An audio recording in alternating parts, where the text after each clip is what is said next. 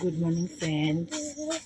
ছেলের swimming class, ছেলে জোর করে নিয়ে যাচ্ছে, তার সুইমিং দেখতে হবে তাই যাচ্ছি। সুইমিং ক্লাস থেকে চলে এসেছি, এবার পুজো করতে যাব একটুখানি। মাথায় জল নিয়ে নাইটি ছেড়ে দিয়েছি।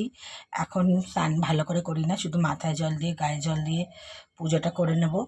তারপর সব কাজ সেরে তারপরে রান্নাবান্না করে সব গুছিয়ে তারপরে একদম সাবান মেখে ফ্রেশ হই আর পুজো করব, জল খাবার বানাবো। স্কুল ছুটি, কালকেই খুলে যাবে, আর এত সময় নেই। ঠাকুর ঘরটা পরিষ্কার করে নিলাম, এবার পুজো করব। তো চলে এসেছি, আজকে একটু দুধ চায় ক্রেভিংস হয়েছিল, তাই দুধ চা বানাচ্ছি। কি করে আমি সোয়াবিনের কিমার রোলটা বানাই ছেলের ব্রেকফাস্টের জন্যে দেখতে থাকো। আমি শসা পেঁয়াজ কেটে নিয়েছি, পাতি লেবু আছে। এবার আমি কিমার পুরটা দিয়ে তোমাদের দেখাচ্ছি।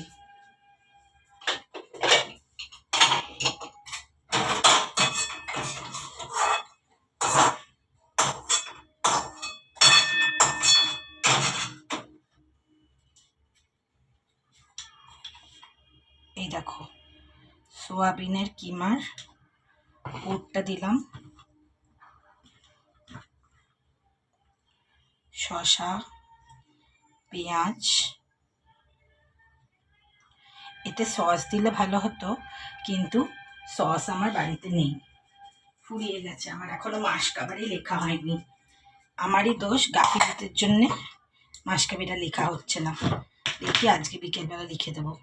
তো অল্প লেবু আর অল্প একটু, বিট নুনটাও শেষ, তো অল্প একটু নুন দিই, নাহলে ছেলের আবার নুন নুন নুন নুন বাতিক আছে। এই হয়ে গেল কিমা রোল। তোমরা এটা টিফিনেও দিতে পারো।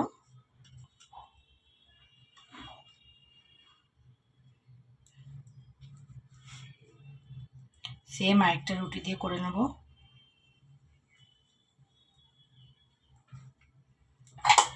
এই দেখো, সোয়াবিনের কিমাটা দিয়ে দিলাম, শসা পেঁয়াজটা দিয়ে দিলাম, লেবুর রস। সোয়াবিনের কিমাটা কেমন করে করেছে যদি কারোর রেসিপি লাগে জানিও, বলবো। নুন দিয়ে আমার রুটি রোল,